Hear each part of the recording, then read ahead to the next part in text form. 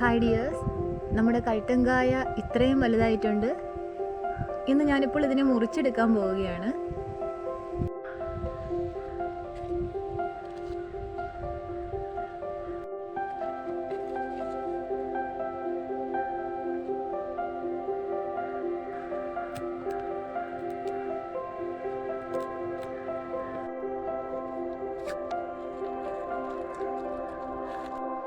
അപ്പോൾ നമ്മുടെ കഴുത്തങ്കായ ഞാൻ മുറിച്ചെടുത്തിട്ടുണ്ട്.